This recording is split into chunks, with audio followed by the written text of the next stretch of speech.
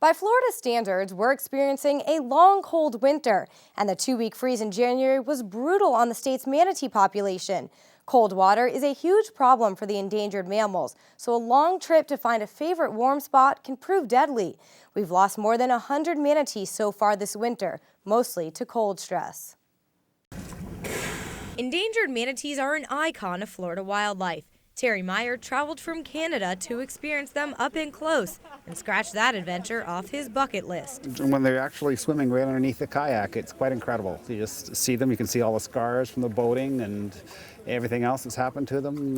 It's quite incredible. This winter especially, you may notice more than scars. White spots, a sign of frostbite. The record cold temperatures in January caused a record number of deaths from cold stress, 280 and counting. The given is the lower the temperature drops, the more manatee deaths you'll have associated with it.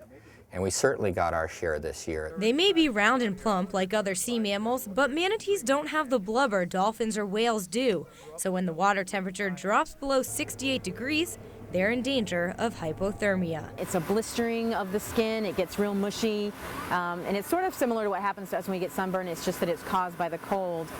They stop eating, their internal systems start to shut down if they're out there too long, and it can be fatal if they're not found in time. Lucky for this particular manatee, he was rescued more than a year ago and treated for cold stress at Lowry Park Zoo's Manatee Hospital in Tampa, safe from this year's 50-degree water temperatures in the wild.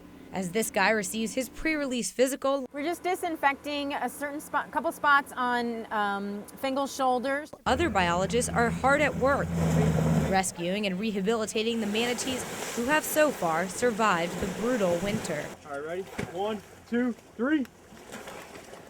1, 2, 3. The U.S. Geological Survey and the Fish and Wildlife Commission are conducting these field spot checks at Kings Bay near Crystal River. The researchers just pulled this manatee up out of Kings Bay, and we're bringing him about 200 feet over to where the tents are set up, where they'll do a health checkup. So we're looking at their nutritional status, their health status. It's basically like going in and getting a medical physical.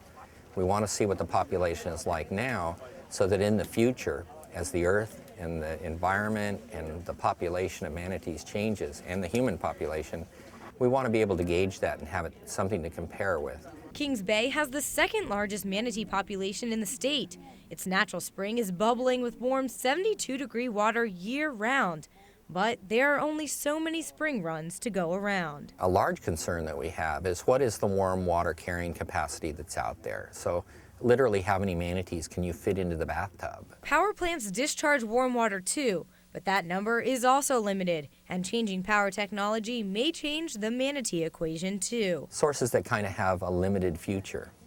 And that's what's a bit worrisome for the managers out there of the population, that if we don't have those places available for manatees in the future, where are they going to go? The answer remains murky, as is the full impact of this year's record cold weather. You know, you also have to realize that this is hopefully a one-time event, and hopefully the population can recover from this. Researchers also hope the data they collect here, it's been 2 minutes since the last breath, can be used to eventually prolong the lifespan of this precious species, so manatee encounters can be on people's bucket lists for generations to come.